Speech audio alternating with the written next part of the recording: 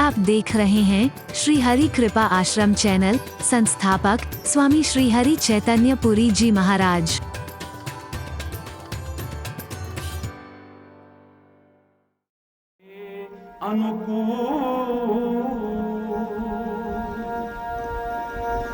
जहाँ राम आ गया, अगर वहां भी योग लगन ग्रह तिथि वार नक्षत्र अनुकूल न हुए तो फिर कहां पर अनुकूल होगा, ये मुझे बता दीजिए। यह राम के अवतार से ही तात्पर्य नहीं है। परमात्मा से अगर तुम्हारा संयोग हो गया है, तुम्हें योग देखने की कोई आवश्यकता नहीं है। चैलेंज करके कह रहा हूं मैं आपसे। क्यों कहा है तीन लोग, आप उन तीन के श्रेणी में कहीं आते, जति सती और सूरमा, जब ताले तब सिद्ध। ये कहावत बनी हुई। अरे बोल, तो तुम इस श्रेणी में क्यों नहीं आते भाई? बोलो तब चल दिए। अरे बोल। शत्रु ने आक्रमण कर दिया किसी राज्य के ऊपर, और राजा अभी पंडितों को बुला करके देखे कि मुहूर्त बताइए जरा, इसके आक्रमण का जवाब कब दिया जाए। तब तक तो हरि बोल सफाया हो जाएगा, इसलिए कोई देखने की आवश्यकता नहीं।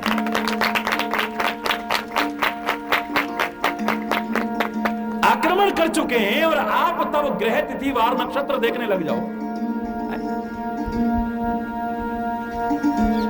पूरे भारत की जब पैदल यात्रा करते थे ईश्वर की कृपा से, तो मैंने तो कभी नहीं देखा भाई अब शनिवार है तो पहाड़ की तरफ नहीं जाना चाहिए, और फलाना है तो आज उधर नहीं जाना चाहिए। और परमात्मा की कृपा से हमेशा अनुकूलता ही मिली। प्रतिकूलता भी मिलती तो मैं कृपा ही अनुभव करता, लेकिन अनुकूलता ही मिली। कोई प्रॉब्लम हो?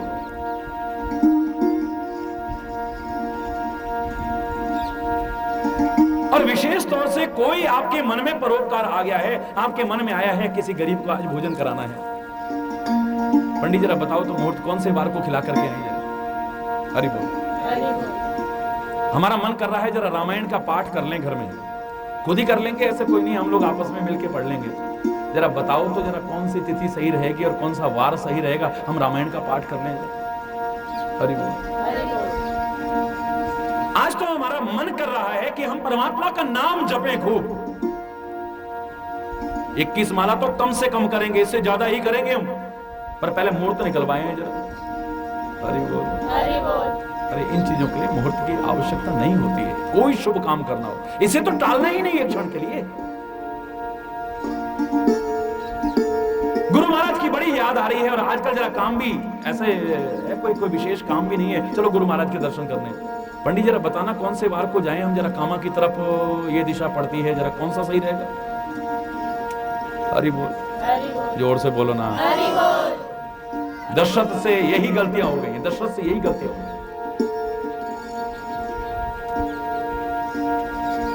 अरे जहां पर परमात्मा है वहां पर अभी तक इन्हीं चीजों में पड़े हैं। इन चीजों से थोड़ा तो ऊपर उठने की कोशिश करें। तुम गुरु की शरण में हो, तुम परमात्मा की शरण में हो, ये सारे के सारे उसके सेवक हैं।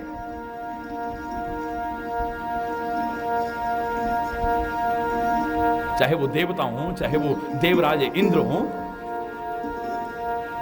चाहे वो मंगल बुध शनिवार, और चाहे फलाने हो ढिकाने हो, ये सारे के सारे हो, उससे बढ़ के हैं क्या? बोलो ना, कोई बता दे मेरे को इससे बढ़ करके, परमात्मा से बढ़ करके क्या है? गांव में कहावत है, हाथी के पांव में सबन को पांव आ जाए भैया। हरि बोल। हाथी के पांव में सबन को पांव आ जाए, ब्रज में कहावत है। अरे जब भगवान पकड़ लिया तो फिर और किस चीज को पकड़ने की क्या आवश्यकता है? कहां चक्रों में पड़े हुए हैं? तो मैं आपसे कह रहा था इन चीजों को ध्यान रखना। हम लोग अभी तक इन्हीं में उलझे हुए हैं, वो भी सत्कार्यों के लिए, शुभ कार्यों के लिए, गुरु की शरण में जाने के लिए। सुदिन सुअवसर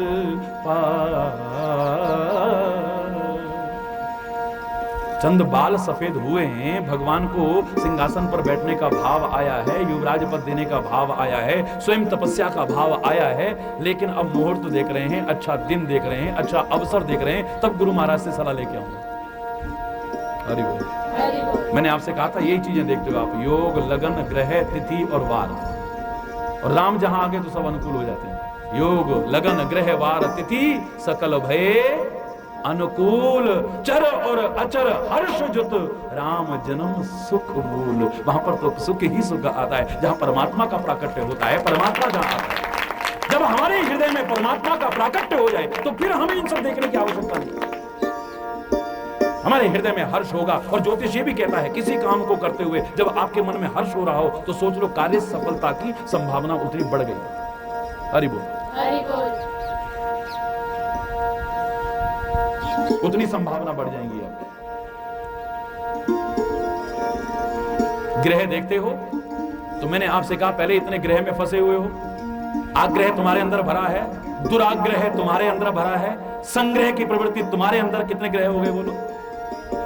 और ऊपर से ये ग्रह और अरे परमात्मा का और गुरु का अनुग्रह प्राप्त कर लो ना, किसी ग्रह की आवश्यकता ही नहीं है फिर तुम्हें। कोई ग्रह तुम्हें भयभीत नहीं कर पाएगा, कोई ग्रह तुम्हें रोकने की कोशिश नहीं कर पाएगा। गुरु और परमात्मा का अनुग्रह, ये अभिमान के शब्द नहीं है कि हमें अब किसी ग्रह का वो नहीं है। मैं क्या कह रहा हूं, परमात्मा और गुरु का अगर अनुग्रह मिल गया है तो फिर योग देखते हो तो परमात्मा से और गुरु से अगर तुम्हारा संयोग बैठ गया है तो फिर तुम्हें योग देखने की आवश्यकता नहीं है। महाराज की जय, बोल कामा के कन्हैया की जय, बोल लाठी वाले भैया की जय। एक बार अगर इतवार प्रभु पर हो जाए तो तेरे को वार भी फिर देखने की आवश्यकता नहीं है। एक बार प्रभु पर इतवार हो जाए, इतवार माने संडे नहीं, हरि बोल, हरि बोल। इतवार माने विश्वास, तो फिर तेरे को वार देखने की बोलो ना। अब फिर देखते हो लगन, तो गुरु से और परमात्मा से अगर तुम्हारी सच्ची लगन लग जाए तो तुम्हें लगन भी देखने की फिर आवश्यकता नहीं है। पर सच्ची लगन अभी हमें नहीं है पूरी, हकीकत यही है, कहीं ना कहीं हमारे अंदर कमी है।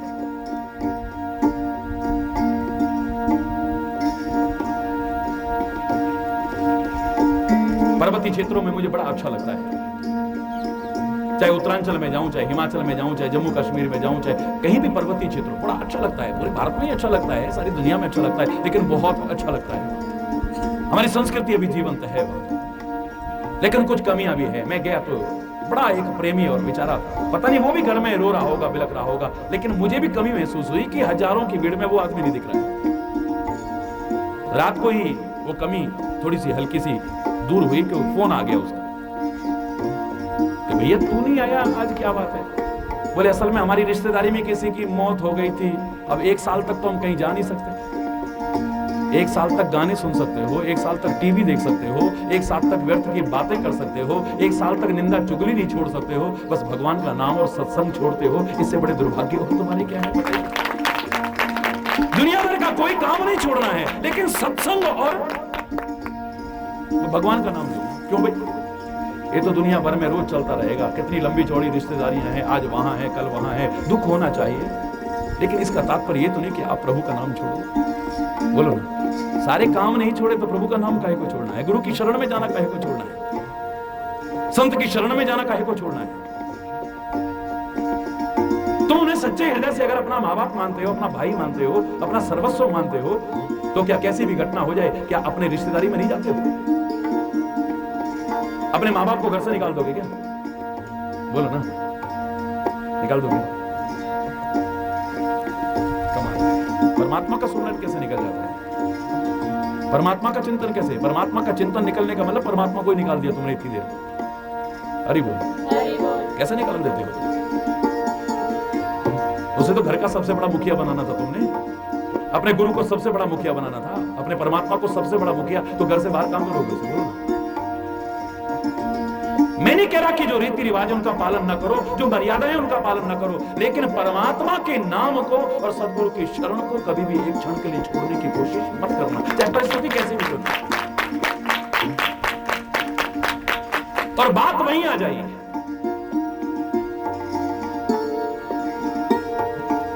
फिर देखते हो नक्षत्र, तो मैंने आपसे कहा अगर परमात्मा का छत्र अपने ऊपर विराजमान कर लो, बोलो ना, परमात्मा का कृपा का छत्र अगर तुम्हारे सिर पर है तो तुम्हें नक्षत्र भी देखने की कोई आवश्यकता नहीं है। मन में बड़ा सुंदर भाव आया है दर्शक के, उसकी जितनी प्रशंसा की जाए उतनी कम,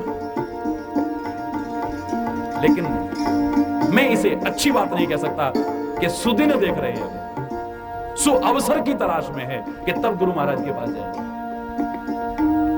सुदिन सुअवसर पाए, प्रेम पुलक तन मुदित मन, गुरु ही सुनायो जाए।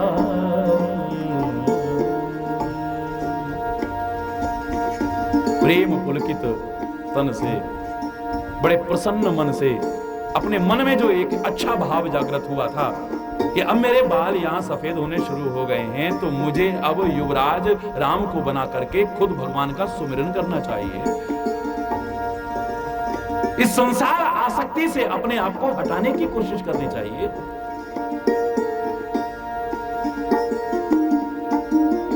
गुरु महाराज जी को सुनाया ये सुंदर बात। बस थोड़ी देर तो हो ही गई होगी क्योंकि वो अब अच्छा दिन कब आया होगा पता नहीं। हरि बोल। कयहि भुआल सुनिए मुनि नायक, कहिए कहि भुआल सुनिए मुनि नायक,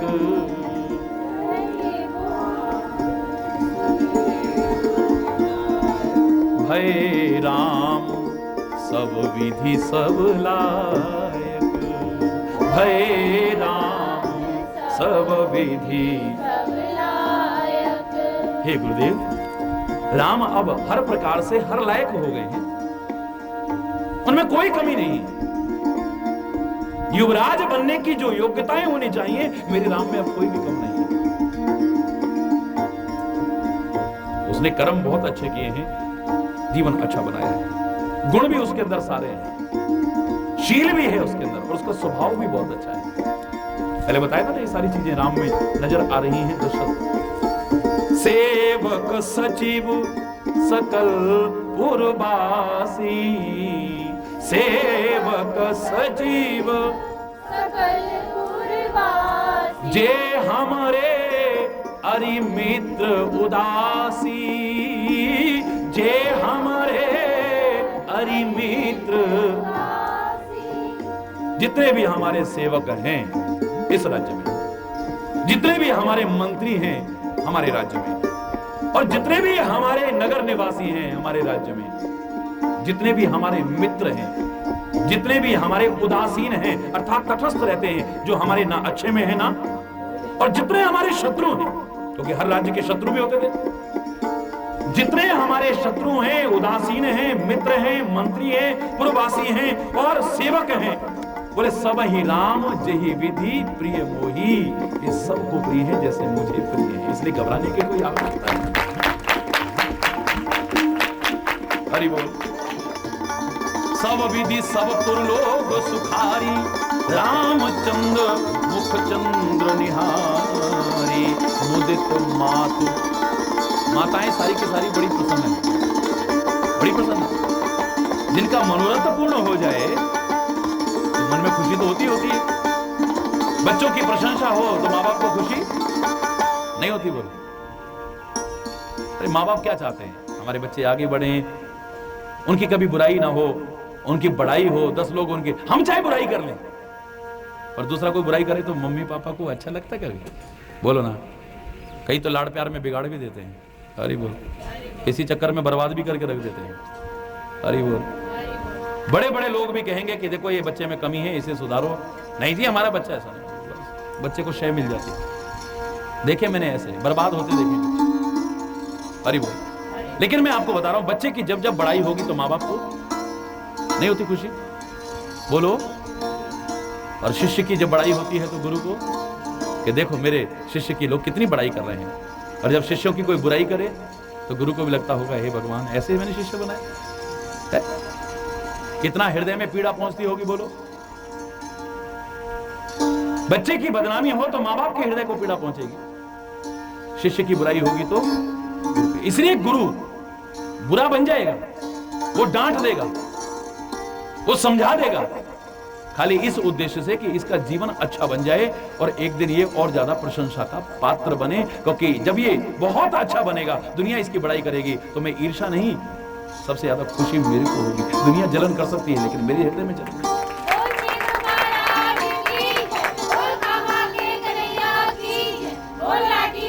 कितना खुश होता है गुरु, आप कल्पना नहीं कर सकते हैं, क्योंकि तुम गुरु नहीं हो ना।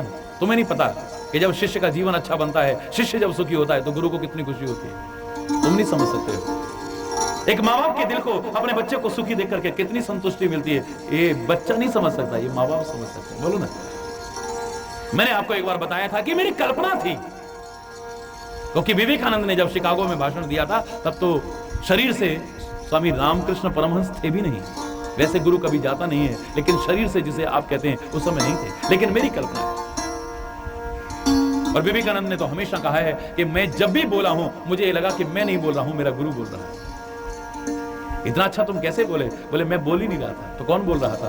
बोले मैं ऐसे लग रहा था कि मेरी जबान पर गुरु महाराज जी आकर के बैठ गए हैं और वही बोल रहे हैं, मुझे तो अपनेपन का एहसास ही नहीं होता था। तो गुरु कभी हमसे दूर नहीं होता है।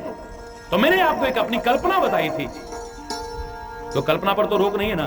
फर्क कितना हो सकता है, कोई गलत कल्पना करता है, कोई अच्छी कल्पना कर लेता है। अरे तुम गलत कल्पनाओं में खो जाते हो, वो ऐसा वो ऐसा, ये कर रहे होंगे, वो कर रहे होंगे, ऐसा हो रहा होगा, वैसा हो रहा होगा, बदलना होगा। अरे एक व्यक्ति अच्छी कल्पना कर लेता है, फर्क कितना हो सकता है। तो एक कल्पना थी मेरी कि रामकृष्ण परमहंस के गले में आज बहुत दर्द हो रहा है, कैंसर से पीड़ित थे। लेकिन संत यही कहता है कि तो शरीर का धर्म है, व्याधि का घर है ये शरीर, आई है चली जाएगी, ठीक है, ये शरीर भोग रहा है। उसके चित्त पर उसका प्रभाव नहीं पड़ पाता है, शरीर पर प्रभाव पड़ेगा, उसके चित्त पर, उसके मन पर। रामकृष्ण परमहंस अपनी पीड़ा से कभी रोया नहीं, लेकिन आज दर्द इतना असह्य हुआ है कि आंख से आंसू निकल लगे, लेकिन रोक गया है वो। नहीं, कमजोर नहीं बनना है, मैं तो आत्मा हूं, ये तो शरीर है, ये इंद्रियां हैं, ये मन बुद्धि चित्त अहंकार है, मैं तो इनसे परे हूं, ये कष्ट इनको हो रहा है, मुझे थोड़ी ना हो रहा है। रुक गया अपना आंसू, दुख से, आज अत्यंत दुख से आंसू आने लगा है, पी गया अंदर ही अंदर और पहुंच गया इसको, नहीं आने दिया आंख में आंसू। और इतने में ही उसके कान में आकर के एक व्यक्ति कहता है, हे रामकृष्ण परमहंस, तुम्हारा जो शिष्य है ना विवेकानंद, उसने तो अमेरिका में धूम मचा दी है, जय जयकार हो रही है, सारे हिंदुस्तान का नाम ऊंचा करके दिखा दिया है। अब आंख नहीं रोक पाती, हाथ नहीं रोक पाते, आंसुओं की धारा बह उठती है। ये दुख के आंसू नहीं, ये खुशी के आंसू। गुरु जब अपने शिष्य की प्रशंसा सुनेगा, उसको दुनिया के लोग जलन करेंगे, बोलो ना, लेकिन गुरु जब अपने शिष्य की प्रशंसा सुनेगा, उसके हृदय को संतुष्टि होगी, उसको प्रसन्नता होगी, उसके खुशी होगी, बहुत ज्यादा खुशी होगी। आंसू तो तब भी आ रहे थे, उन्हें रोक लिया, लेकिन अब नहीं रोक पाता है, क्योंकि हम खुशी के आंसू कि मेरा शिष्य इस लायक मेरे नाम को आगे बढ़ा रहा है। जो शिष्य गुरु के नाम को बिगाड़ने की कोशिश करे, वो शिष्य नहीं हो सकता है। ऐसे हजार लाख करोड़ भी शिष्य नहीं चाहिए जो अपने अच्छे जीवन से गुरु के नाम को आगे ना बढ़ा सके। पुत्र तो एक ही बहुत है, अगर कुल का नाम उजागर कर सके तो, और कुल के नाम डुबोने वाले अगर सैकड़ों भी पैदा हो जाएं, तो ऐसे पुत्रों की कोई आवश्यकता नहीं।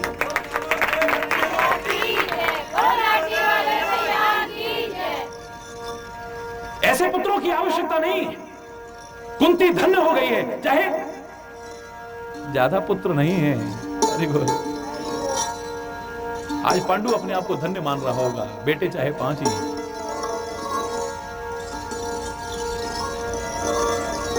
लेकिन धृतराष्ट्र के तो 100 पुत्र थे।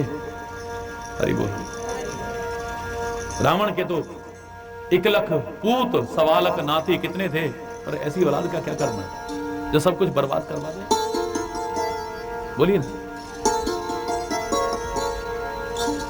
अगर सपूत हो तो एक ही काफी है, और कपूत हजारों भी। और जो शिष्य अच्छा जीवन बना करके गुरु के नाम को उजागर करे, ऐसा एक ही काफी है। करोड़ों शिष्यों की भी आवश्यकता नहीं जो गुरु के नाम को भी डुबो करके दिखा दे।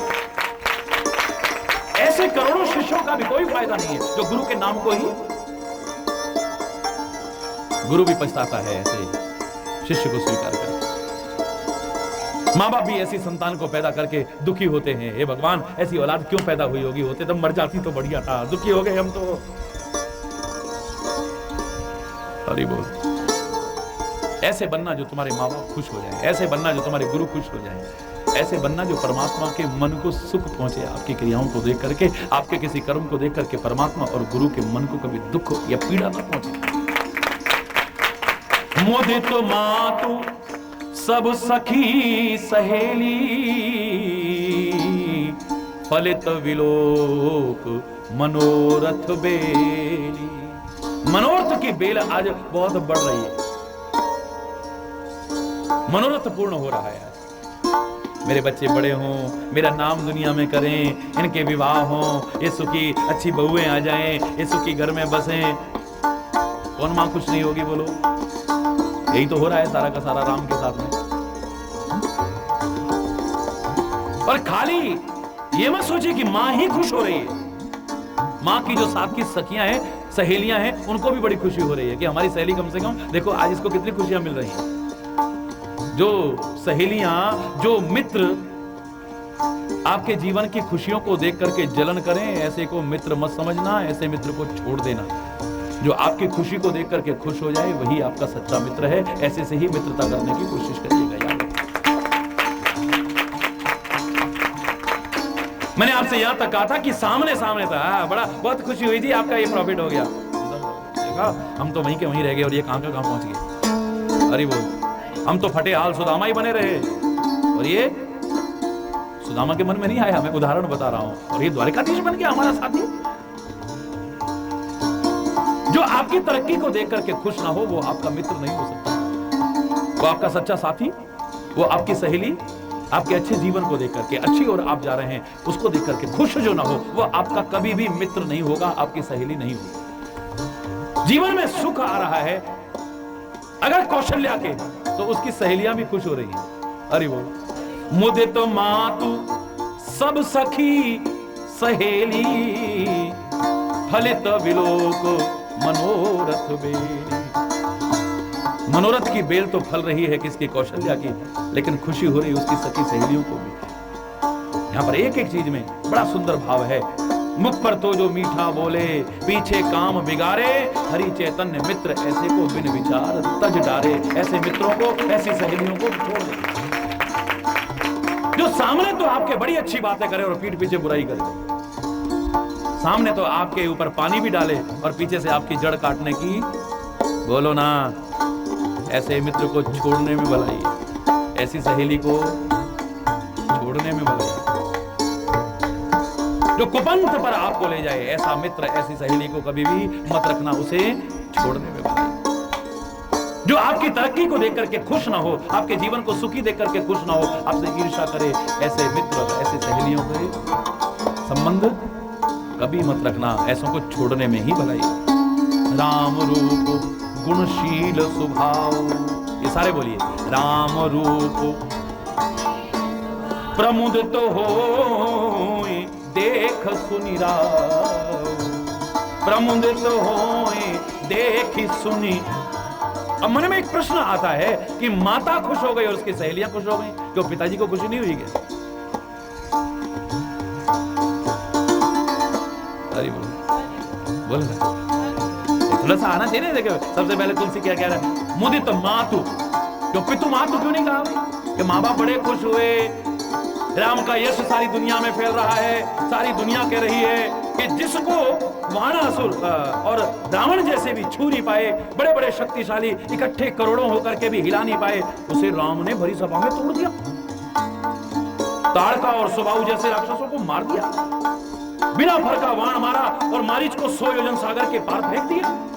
पत्थर बन चुकी, शिला बन चुकी अहल्या को जरा सा अपने पैर से छुआ, उसको नारी बना दिया। हे भगवान, इनका यश चारों तरफ फैलने लगा है। माँ को खुशी हुई तो पिताजी को खुशी नहीं हुई क्या? बोलो ना, हुई तो लिखा क्यों नहीं? अब आगे लिख रहे हैं।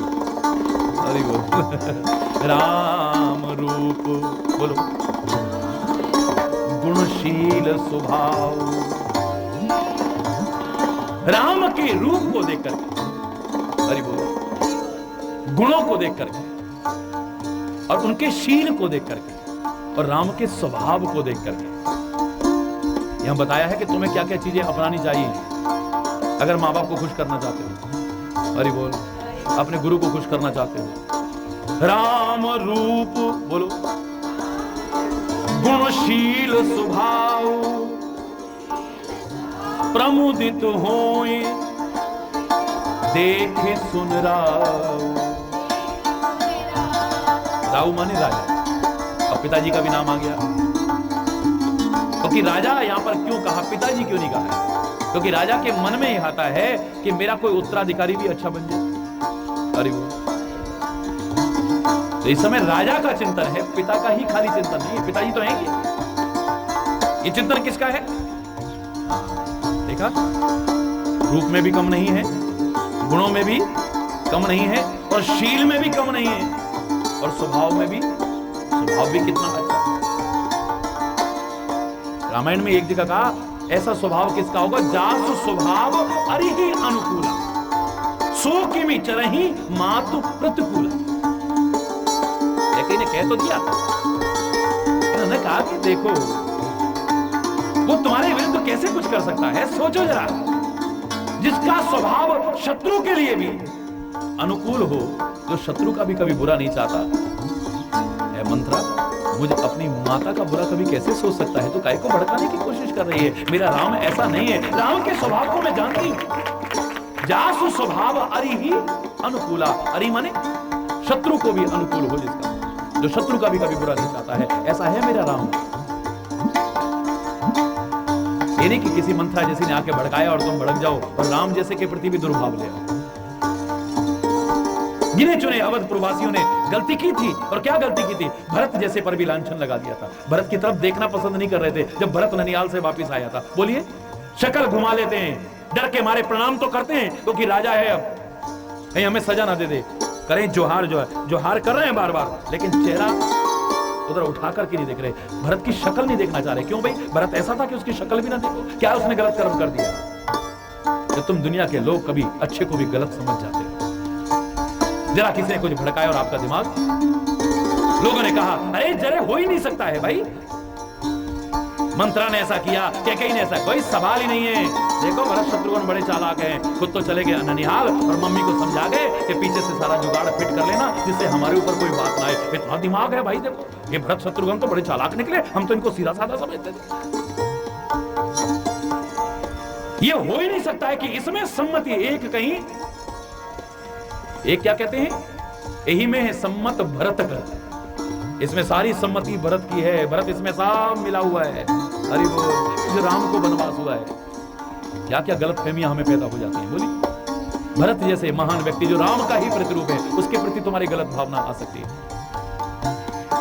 राम जैसे के लिए तुम्हारे मन में गलत भावना आ सकती है जब मंत्रा जैसों के सिखाने पर आओगे तो। ये देखना, एक दिन तेरे साथ वो होगा अगर तूने राम को राजा बनने दिया। ये राम तेरे को कहीं का नहीं छोड़ेगा। ये फिर भी तू सौतेली मां है, वो तू सगी मां नहीं है उसकी। गलत सिखाने वालों के, कान भरने वालों की बातों को मत आया करो। और आपसे प्यार और सद्भाव को कभी नष्ट करने की, अपने विश्वास और आस्था को कभी नष्ट करने की कोशिश मत करो। राम के स्वभाव पर आशंका करना, भरत पर आशंका करना, तो फिर बुद्धि पर ही तरस आता है और कुछ नहीं। हरि बोलो, राम रूप, बोलो गुणशील स्वभाव, रूप में भी बहुत अच्छा है। और आपको बताया था रूप ये बाह्य रूप नहीं है, कर्मों का स्वरूप है। रूप कौन सा है? कहते ना कितना सुंदर स्वरूप है, देखो आप। ऐसे लोग पहले रूप नहीं कहते, क्या कहते? स्व माने अपना रूप, वो आत्म तत्व को पहचान जाए, उस रूप को उजागर करता है। ये रूप तो अरे वो ये बाह्य रूप इतना आकर्षित नहीं कर पाएगा, क्षणिक आकर्षण देगा, और वो भी सज्जन लोगों को नहीं, जिनके मन में गलत विचार होते हैं उनको आकर्षित करता है ये बाह्य रूप जो होता है। जो विषयी नारी होगी उसे सुंदर पुरुष को देख करके मन में भाव आ सकता है, आकर्षण पैदा हो जाएगा। जो विषयी पुरुष होगा वो सुंदर नारी को देख करके उसके मन में आकर्षण, बोलो ना, पैदा हो सकता है। लेकिन यहाँ पर रामायण में किस रूप की चर्चा है इसे समझ लो आप। यहाँ पर स्वरूप की माने अपने रूप, यहाँ भाव की चर्चा नहीं है, यहाँ स्वभाव की चर्चा है। स्व माने अपना भाव, स्वरूप माने अपना रूप, जो तेरा वास्तविक रूप है। ये रूप तेरा वास्तविक रूप, ये तो बदलता है। बचपन में देख तू कैसा था, जवानी में देख तू कैसा था, बुढ़ापे में कैसा हो जाएगा, जुर्रियां लटक जाएंगी यहाँ। लेकिन वो जो तेरा रूप है वो कभी भी खराब होने वाला नहीं है, वो तो हमेशा सुंदर बना रखता है। उसको कभी खराब करने की कोशिश भी मत करना, उसको जागृत करने की कोशिश करना। यहां पर स्वरूप की चर्चा है, यहां पर भाव की नहीं, यहां स्वभाव की चर्चा है। जो अपना भाव है, जो दूसरे के भाव से परिवर्तित नहीं होता। आपको बताया था एक बार कि स्वभाव किसे कहते हैं? स्व माने अपना भाव, जो दूसरे के भाव से परिवर्तित हो उसे स्वभाव। ये गुस्सा बहुत करता है, इसका स्वभाव ही ऐसा है। अरे बोल, राणा बड़ा कंजूस है और उसका स्वभाव ही ऐसा है। वो हर एक की निंदा चुगली करता है, हर एक की बुराई करता है, उसका स्वभाव ही ऐसा है। मैं कहता हूं 100 में से 99% लोगों का स्वभाव नहीं होता है। मैं उसे स्वभाव मानने को तैयार नहीं हूं। जो किसी के भाव से परिवर्तित होता है उसे स्वभाव नहीं कहते। आपका किसी ने सम्मान कर दिया, आपका भाव कुछ है, और जरा सा आपकी बेइज्जती हो गई तो बोलो ना, आपका स्वभाव कुछ। आपकी किसी ने बड़ाई कर दी, जरा सी बुराई कर दी तो फिर चाहे गुरु महाराज भी सामने क्यों हो, बस ऐसा हो जाएगा, पूछो नहीं। शक्ल उस समय अगर फोटो खींच के रखी जाए तो पता चल जाएगा। जोर से बोलो ना, अरे बोल। ये स्वभाव नहीं है, इनको स्वभाव नहीं कहते। स्वभाव उसे कहते हैं जो किसी के भाव से परिवर्तित ना हो, किसी के भाव से ना बदले। किसी ने हमारा अच्छा कर दिया तो हमारा स्वभाव कुछ है, किसी ने हमारा बुरा कर दिया तो स्वभाव, किसी ने हमारी इज्जत कर दी तो हमारा स्वभाव कुछ है, किसी ने बेइज्जती कर दी तो हमारा स्वभाव कुछ है, किसी ने हमारे मन का सा कर दिया तो हमारा स्वभाव कुछ है, और जरा से हमारी मन की नहीं मानी गई तो हमारा ये स्वभाव नहीं है। 99% लोगों के स्वभाव नहीं है। बिच्छू का स्वभाव है, चाहे कोई प्यार करे उसे तो डंक मारेगा, धोखे से पकड़ ले तो डंक मारेगा, गुस्सा करे और उसे बिल्कुल ऐसे करे तो उसे, बोलो ना, अच्छे भाव से पकड़े तो डंक मारेगा, बुरे भाव से पकड़े इसको स्वभाव कह सकते हैं। उसने कुछ नहीं देखना कि तुम्हारी भावना क्या है, उसने अपना काम करना है। अरे बोल। सांप का स्वभाव है, बिच्छू का स्वभाव है, चंदन का स्वभाव है कि चंदन को आप बड़े प्यार से सूंघो तब आपको खुशबू देगा, उसको काटो, बोलो ना, तो भी खुशबू देगा, उसे रगड़ो घिसो पत्थर के ऊपर तो भी, और उसे आग में जला दोगे तब भी तुम्हें बदबू नहीं देगा, फिर भी चारों तरफ खुशबू ही फैलाने की कोशिश करेगा। चंदन का स्वभाव है, बिच्छू का स्वभाव है, चंदन का स्वभाव है, सर्प का स्वभाव है। अब अच्छा है या बुरा मैं इस पे नहीं करा, लेकिन स्वभाव है इनके। संत का स्वभाव है हित अनहित नहीं कोई, उनके लिए कोई हित अनहित नहीं है। इसने मेरा बुरा किया है तो इसका बुरा हो जाए, इसने मेरा अच्छा करा तो जा भगवान तू फले फूले तेरा अच्छा हो जाए। संत कभी ऐसा नहीं करे, ऊपर से आपको डांट भी दे, चाहे जो कर दे, लेकिन उसके अंतर से सबके लिए दुआएं निकलती हैं। यहां तक कि जो बुरा भी चाहता है, जो बुरा भी करने की कोशिश करता है, या जो बुरा भी कर दे, उसका भी जो भला चाहे, उसी को संत कहते हैं, दूसरे को संत नहीं कहते। वो इसका महत्व नहीं जानता है कि आप उसके प्रति कैसा व्यवहार कर रहे हैं। आप चाहे उसे सूली पर लटका रहे हो, पर ईसा मसीह के रूप में वो फिर भी कह रहा है कि जाओ ऐ संसार, परमात्मा ये अज्ञानी लोग हैं, इन्हें नहीं पता ये क्या कर रहे हैं, इनका भला हो। दयानंद के रूप में वो फिर भी कहता है, जो जहर दे करके मारने की कोशिश कर रहा है, तू चला जाए यहाँ से, परमात्मा तेरे को सम्मति दे, अच्छा जीवन जीना। राजा को पता लग गया तो तेरे को फांसी की सजा।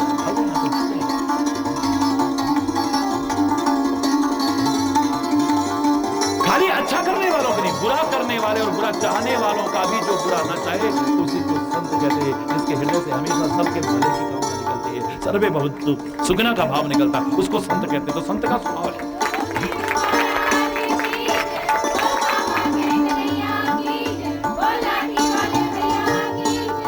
अग्नि का स्वभाव है। आप प्यार, आपकी प्यार की भाषा को नहीं जानती है, आपके गुस्से से डरेगी नहीं वो। आप प्यार करो तो भी जलाएगी, गुस्से में करो तो बोलो तो भी जलाएगी, आलस में सोते सोते हाथ चला गया तो भी जलाएगी। तो आपके इनके स्वभाव है, हमारे स्वभाव नहीं है, लेकिन राम का स्वभाव है और ऐसा प्यारा स्वभाव है, बुरा स्वभाव नहीं। शंकर तो कहते हैं, हे पार्वती तू शंका कर रही थी, उमा राम स्वभाव जिहि जाना, ताहि भजन तज भाव नयाना। जिसने एक बार मेरे राम का स्वभाव जान लिया है वो तो उनका ही होकर के रह जाता है, उन्हें उनके भजन के अलावा फिर कुछ अच्छा ही नहीं लगता है दुनिया। ऐसा स्वभाव है मेरे सदगुरु का। ये कालभूषण भी कह रहा है कि मैंने उनके प्रति कैसी भावना रखी, लेकिन वो कहते हैं, हे शंकर भगवान मेरा चाहे बुरा हो जाए पर मेरे शिष्य का बुरा नहीं। मैंने उनके साथ क्या क्या नहीं किया है, मैंने उनका अपमान भी किया है, उनसे ईर्ष्या तक की, उनको अपशब्द तक कहे मैं, लेकिन फिर भी वो कह रहा है कि नहीं प्रभु, तब मायावश जीव जड़ संतत फिरहि भुलान, तेहि पर क्रोध न करिए प्रभु, हे कृपा सिंधु। हे परमात्मा शंकर, ये जो मेरा शिष्य है इससे गलती हो गई, इसकी गलती को क्षमा कर दो। जब मैंने माफ कर दिया तो तुम भी क्षमा करो। इस पर गुस्सा मत करना, क्योंकि मेरे शिष्य पर गुस्सा करो मुझे अच्छा नहीं लगता। मेरे शिष्य का जीवन अगर बर्बाद होगा तो मुझे अच्छा। कई बार हम सोच लेते हैं कि हमने गुरु महाराज के लिए ऐसा बोला, हमने गुरु महाराज को ऐसा करा, हमारा क्या बिगड़ गया। अरे मूर्खों, जिस गुरु ने एक बार तुम्हारे पर आशीर्वाद का हाथ रख दिया है, उसके बाद तुम चाहे कितनी मूर्खता करना, उसके मुंह से कभी बददुआ नहीं निकल सकती है। वो बल्कि रात दिन प्रार्थना करता है, हे परमात्मा इसका भला करना, क्योंकि मैंने जिस पेड़ को लगाया है ये कभी कटना नहीं चाहिए। पेड़ चाहे मेरे को कांटे चुभाने लग गया है, लेकिन जो पेड़ मैंने लगाया है, अब ये माली है वो सींच करके कितना सुंदर वृक्ष बना दिया है।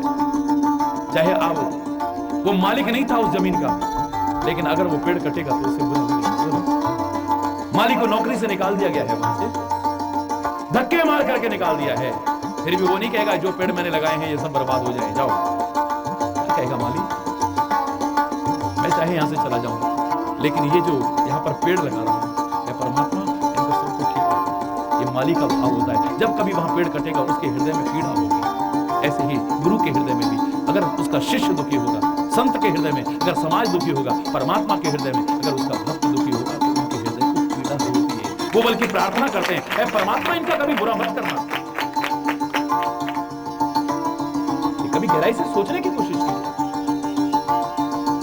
इतना पाल पोस करके उन्होंने इस लायक को बनाया है, बड़ा बनाया है, वो कभी बुरा नहीं सोच सकते। तुम बुरा सोच सकते हो, वो कभी बुरा नहीं सोचेंगे। तुम बुरा कर सकते हो, वो कभी बुरा, तुम बुरा चाह सकते हो, लेकिन वो कभी तुम्हारा नहीं। यही स्वभाव होता है, इसी को स्वभाव कहते हैं। इसलिए संत का स्वभाव है, सदगुरु का स्वभाव है, परमात्मा का स्वभाव है। तो शंकर कहते हैं, हे पार्वती उमा राम स्वभाव जी जाना। एक बार जिसने राम के स्वभाव को जान लिया है, मैं दावे से कह रहा हूं, ताहि भजन तज भाव न आना, उसे तो राम के भजन के अलावा कुछ अच्छा ही नहीं लगेगा। वो हमेशा का राम का ही बन जाता है, उसे दूर रह नहीं सकता है। पर अच्छी तरह उसके करीब आकर के उसके स्वभाव को एक बार जान ले, खाली बाहर बाहर से ना देखे, खाली बोल करीब आकर के उसके स्वभाव को जान ले। उसका स्वभाव कभी हमारा अहित करने वाला है, हमारा बुरा करने वाला है, वो अच्छा चाहता है। पर कितना हो सकता है कि डॉक्टर की क्रियाओं को तुम समझ जाते हो और गुरु और संत की क्रियाओं को नहीं समझ पाते हो, भगवान की क्रियाओं को नहीं समझ जाते हो। अगर तुम अबोध हो तो डॉक्टर की क्रिया भी नहीं समझोगे। मम्मी मत ले जाना, डॉक्टर को देख के दूर हो, उसको भगाने की कोशिश करोगे, मम्मी चूही लगाएगा चूही, अरे बोल। लेकिन जो समझदार है वो क्या कहेगा, ये मीठी गोली दे रहा है तो हमारी भलाई, ये कड़वी गोली दे रहा है, ये चीरा लगा रहा है, ये ऑपरेशन कर रहा है तो हमारी भलाई है, और जहर आगे ना फैल जाए इसके लिए महत्वपूर्ण से महत्वपूर्ण अंग को भी काट के फेंक दे तो भी शत्रु का वश नहीं करना, हमारे शरीर की भलाई के लिए कर रहा है, हमारी जान बचाने के लिए कर रहा है। इस इसकी कठोरता में भी हमारी भलाई है और इसकी कोमलता में भी। और गुरु की बात समझ में नहीं आती है, अरे संत की बात समझ में नहीं आती है। फर्क कितना है गुरु परमात्मा की बात, भगवान को ऐसा हमारे साथ, हे भगवान तूने हमारे साथ क्या किया, भगवान को सुनाना शुरू कर देंगे। अरे वो तुम नहीं जानते हो कि वो जो कुछ कर रहा है तुम्हारी भलाई के लिए कर रहा है। संत जो कर रहा है तुम्हारी, गुरु जो कर, अगर संत है तो, अगर गुरु है तो सच्चे अर्थों में जिसे कहा जाता है, वो जो कुछ करेगा तुम्हारी भलाई के लिए, कभी तुम्हारा बुरा नहीं। वो कठोरता भी अपनाएगा तो तुम्हारी भलाई के लिए। मैंने आपसे कहा था कि कुम्हार मटका बनाता है तो कितना कोमल हाथ लगाता है, लेकिन जब मटका तैयार हो जाए, उसमें कोई कमी रह जाए तो डंडा भी मारता है, पर तोड़ने के लिए नहीं। अगर तोड़ने के लिए डंडा मार रहा होता तो अंदर हथेली रख करके रक्षा भी वही कर रहा था और रक्षा करने की कोशिश नहीं करता। बोलो, उसका उद्देश्य तोड़ना नहीं, वो जो थोड़ी सी छेद रह गया है वो सोचता है अभी कच्ची मिट्टी है, अभी तो ये भर सकता है, इसे ठोक ठाक के बिल्कुल सही कर दिया। उसकी कठोरता में भी आपके बने। राम के स्वभाव को सुन करके, देख करके राजा के मन में बड़ी प्रसन्नता होती है। गुरु जब अपने शिष्य को देखता है अच्छा जीवन जीते, उसके मन को खुशी होती है। माँ बाप जब अपने बच्चों को देखते हैं अच्छा जीवन जीते, तो उनके मन को भी, माँ को भी खुशी हुई और पिता को। राम रूप गुण शील स्वभाव, राम के रूप को देख करके, राम के गुण को देख करके, राम के शील को देख करके, राम के स्वभाव को देख करके प्रमोदित होए देखी सुनि राम, प्रमोदित होए, बड़े खुश होते हैं। मां तो मुदित हो रही थी, यहां पर प्रमोदित कहा है। मुदित मातु, पिता प्रमोदित, और भी अच्छी डिग्री है। पिता को इतनी खुशी हो रही है, और खासतौर से पिता को नहीं, राजा को बड़ी खुशी हो रही है कि मेरी अयोध्या अब अनाथ नहीं रहेगी, ये सनाथ हो जाएगी, क्योंकि मेरे बाद इस राज्य का बागडोर संभालने वाला बहुत ही कुशल राजा तैयार हो रहा है मेरे बेटे के रूप में। बहुत अच्छा है, इसकी राज्य में कभी भी प्रजा दुखी नहीं हो, इतना मुझे विश्वास है।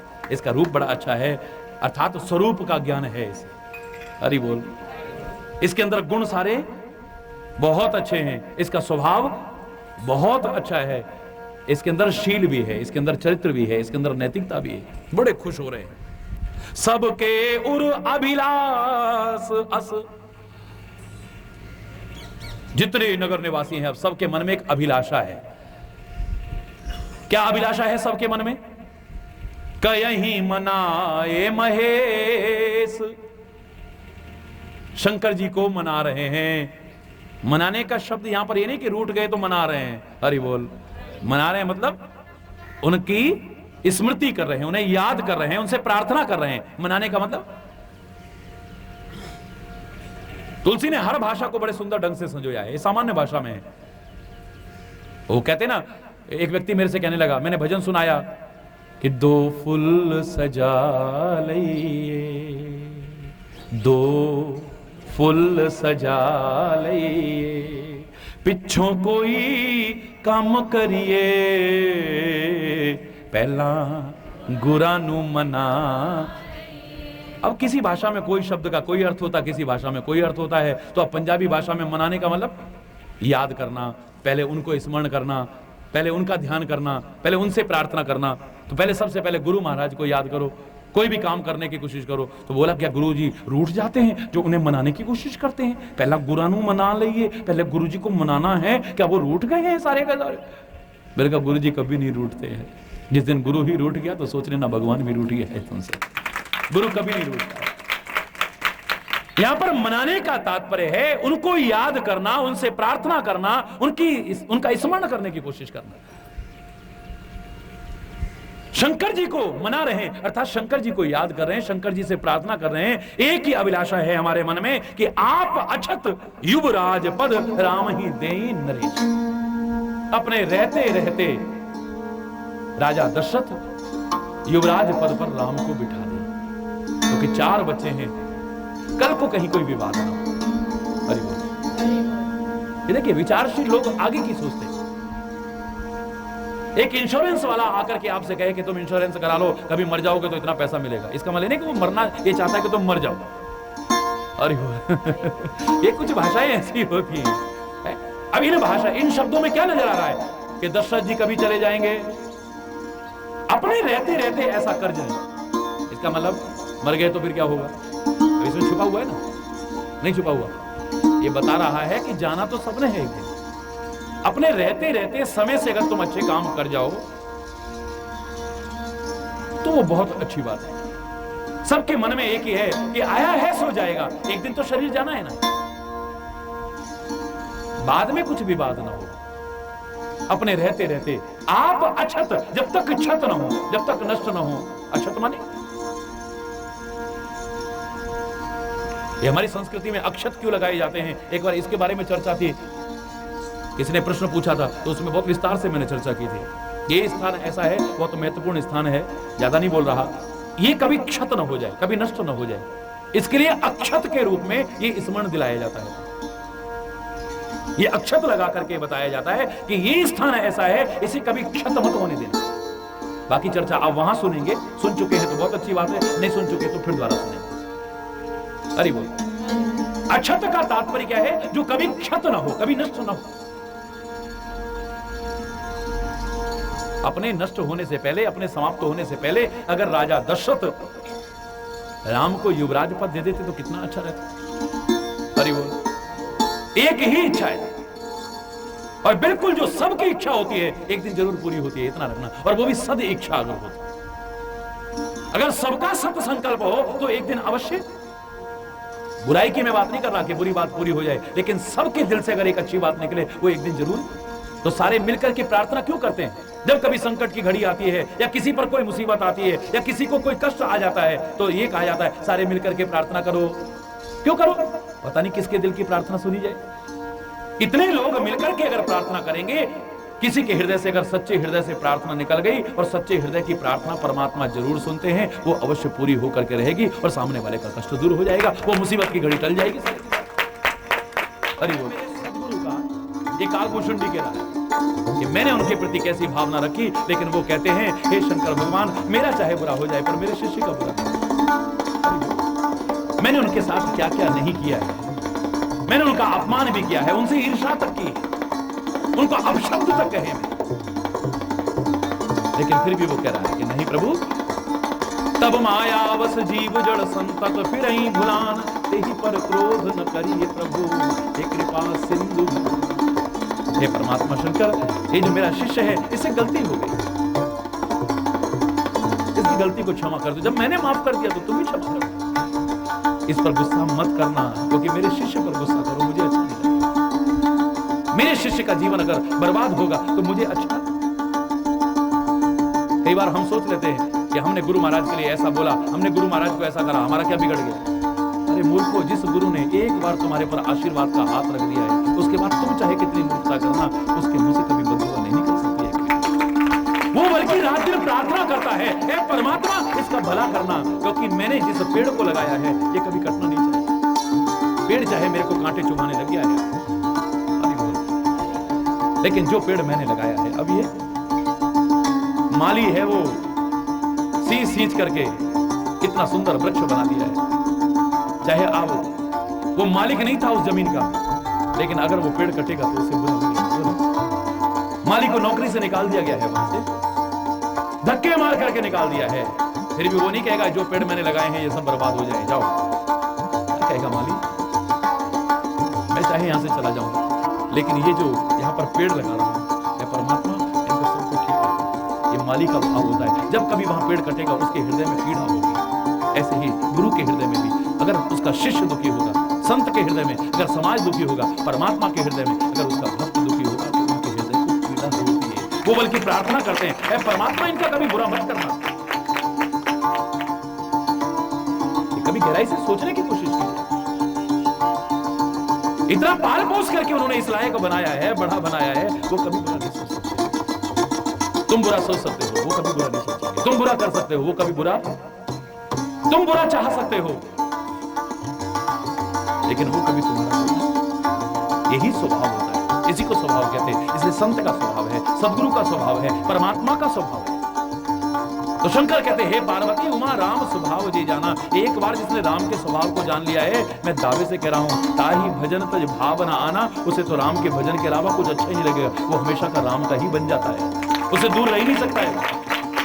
पर अच्छी तरह उसके करीब आकर के उसके स्वभाव को एक बार जान ले, खाली बाहर से ना देखे, खाली बोल करीब आकर के उसके स्वभाव को जान ले। उसका स्वभाव कभी हमारा अहित करने वाला, हमारा बुरा करने वाला, वो अच्छा चाहता है। पर कितना हो सकता है कि डॉक्टर की क्रियाओं को तुम समझ जाते हो और गुरु और संत की क्रियाओं को नहीं समझ पाते हो, भगवान की क्रियाओं को नहीं समझ जाते हो। अगर तुम अबोध हो तो डॉक्टर की क्रिया भी नहीं समझोगे। मम्मी मत ले जाना, डॉक्टर को देख के दूर हो, उसको भगाने की कोशिश करोगे, मम्मी चुई लगाएगा चुई, अरे बोल। लेकिन जो समझदार है वो क्या कहेगा, ये मीठी गोली दे रहा है तो हमारी भलाई, ये कड़वी गोली दे रहा है, ये चीरा लगा रहा है, ये ऑपरेशन कर रहा है तो हमारी भलाई है। और जहर आगे ना फैल जाए इसके लिए महत्वपूर्ण से महत्वपूर्ण अंग को भी काट के फेंक दे तो भी शत्रु का वश नहीं करना, हमारे शरीर की भलाई के लिए कर रहा है, हमारी जान बचाने के लिए कर रहा है। इसकी कठोरता में भी हमारी भलाई है और इसकी कोमलता में भी। अब गुरु की बात समझ में नहीं आती है, अरे संत की बात समझ में नहीं आती है, पर कितना है गुरु परमात्मा की बात। भगवान को ऐसा हमारे साथ, हे भगवान तूने हमारे साथ क्या किया, भगवान को सुनाना शुरू कर देंगे। तुम नहीं जानते हो कि वो जो कुछ कर रहा है तुम्हारी भलाई के लिए कर रहा है। संत जो कर रहा है तुम्हारी, गुरु जो कर, अगर संत है तो, अगर गुरु है तो सच्चे अर्थों में जिसे कहा जाता है, वो जो कुछ करेगा तुम्हारी भलाई के लिए, कभी तुम्हारा बुरा नहीं। वो कठोरता भी अपनाएगा तो तुम्हारी भलाई के लिए। मैंने आपसे कहा था कि कुम्हार मटका बनाता है तो कितना कोमल हाथ लगाता है, लेकिन जब मटका तैयार हो जाए, उसमें कोई कमी रह जाए तो डंडा भी मारता है, पर तोड़ने के लिए नहीं। अगर तोड़ने के लिए डंडा मार रहा होता तो अंदर हथेली रख करके रक्षा भी वही कर रहा था और रक्षा करने की कोशिश करता। बोलो, उसका उद्देश्य तोड़ना नहीं, वो जो थोड़ी सी छेद रह गया है वो सोचता है अभी कच्ची मिट्टी है, अभी तो ये भर सकता है, इसे ठोक ठाक के बिल्कुल सही कर दिया। उसकी कठोरता में भी आपके बढ़ाई। राम के स्वभाव को सुन करके, देख करके राजा के मन में बड़ी प्रसन्नता होती है। गुरु जब अपने शिष्य को देखता है अच्छा जीवन जीते, उसके मन को खुशी होती है। माँ बाप जब अपने बच्चों को देखते हैं अच्छा जीवन जीते तो उनके मन को भी, माँ को भी खुशी हुई और पिता को। राम रूप गुण शील स्वभाव, राम के रूप को देख करके, राम के गुण को देख करके, राम के शील को देख करके, राम के स्वभाव को देख करके प्रमोदित होए देखी सुनिरा प्रमुदित होए, बड़े खुश होते हैं। मां तो मुदित हो रही थी, यहां पर प्रमुदित कहा है। मुदित मां तो पिता, प्रमुदित और भी अच्छी डिग्री है। पिता को इतनी खुशी हो रही है और खासतौर से पिता को नहीं, राजा को बड़ी खुशी हो रही है कि मेरी अयोध्या अब अनाथ नहीं रहेगी, ये सनाथ हो जाएगी, क्योंकि मेरे बाद इस राज्य का बागडोर संभालने वाला बहुत ही कुशल राजा तैयार हो रहा है मेरे बेटे के रूप में। बहुत अच्छा है, इसकी राज्य में कभी भी प्रजा दुखी नहीं हो, इतना मुझे विश्वास है। इसका रूप बड़ा अच्छा है, अर्थात स्वरूप का ज्ञान है इसे। हरि बोल। इसके अंदर गुण सारे बहुत अच्छे हैं, इसका स्वभाव बहुत अच्छा है, इसके अंदर शील भी है, इसके अंदर चरित्र भी है, इसके अंदर नैतिकता भी है। बड़े खुश हो रहे हैं। सबके उर अभिलाष अस, जितने नगर निवासी हैं अब सबके मन में एक अभिलाषा है। क्या अभिलाषा है सबके मन में?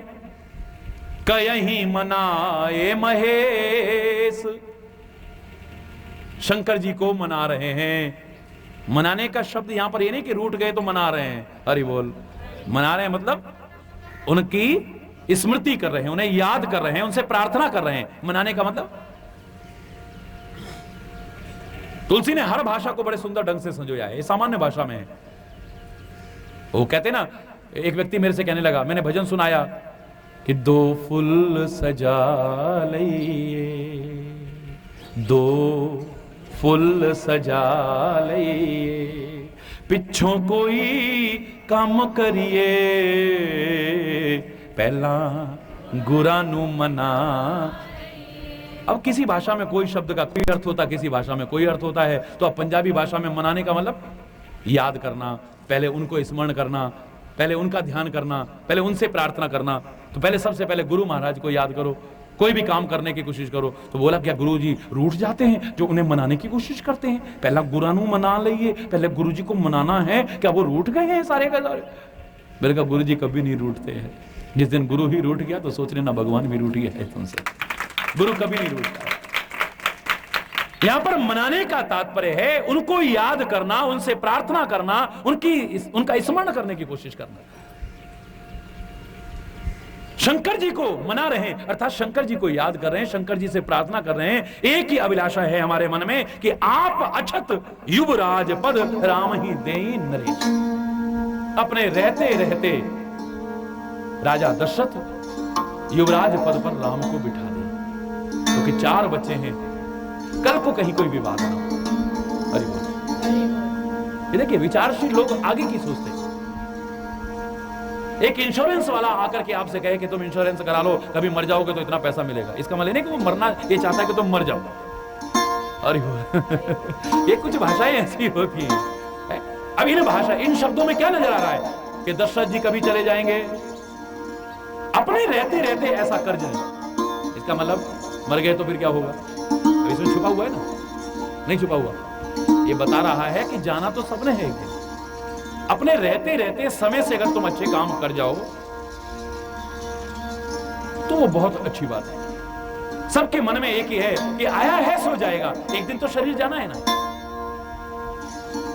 बाद में कुछ भी बात ना हो। अपने रहते रहते आप अछत, जब तक क्षत ना हो, जब तक नष्ट ना हो। अछत माने ये हमारी संस्कृति में अक्षत क्यों लगाए जाते हैं, एक बार इसके बारे में चर्चा थी। किसी ने प्रश्न पूछा था तो उसमें बहुत विस्तार से मैंने चर्चा की थी। ये स्थान ऐसा है, बहुत महत्वपूर्ण स्थान है, ज्यादा नहीं बोल रहा। ये कभी क्षत न हो जाए, कभी नष्ट न हो जाए, इसके लिए अक्षत के रूप में ये स्मरण दिलाया जाता है। ये अक्षत लगा करके बताया जाता है कि ये स्थान ऐसा है, इसे कभी क्षत मत होने देना। बाकी चर्चा आप वहां सुनेंगे, सुन चुके हैं तो बहुत अच्छी बात है, नहीं सुन चुके तो फिर दोबारा सुनेंगे। अरे बोल। अक्षत का तात्पर्य क्या है? जो कभी क्षत ना हो, कभी नष्ट ना हो। अपने नष्ट होने से पहले, अपने समाप्त होने से पहले अगर राजा दशरथ राम को युवराज पद दे देते तो कितना अच्छा रहता। अरे बोल। एक ही इच्छा है और बिल्कुल जो सबकी इच्छा होती है एक दिन जरूर पूरी होती है, इतना रखना। और वो भी सद इच्छा अगर होती, अगर सबका सत संकल्प हो तो एक दिन अवश्य। बुराई की मैं बात नहीं कर रहा कि बुरी बात पूरी हो जाए, लेकिन सबके दिल से अगर एक अच्छी बात निकले वो एक दिन जरूर। तो सारे मिलकर के प्रार्थना क्यों करते हैं? जब कभी संकट की घड़ी आती है या किसी पर कोई मुसीबत आती है या किसी को कोई कष्ट आ जाता है तो ये कहा जाता है सारे मिलकर के प्रार्थना करो। क्यों करो? पता नहीं किसके दिल की प्रार्थना सुनी जाए। इतने लोग मिलकर के अगर प्रार्थना करेंगे, किसी के हृदय से अगर सच्चे हृदय से प्रार्थना निकल गई, और सच्चे हृदय की प्रार्थना परमात्मा जरूर सुनते हैं, वो अवश्य पूरी होकर के रहेगी और सामने वाले का कष्ट दूर हो जाएगा, वो मुसीबत की घड़ी टल जाएगी।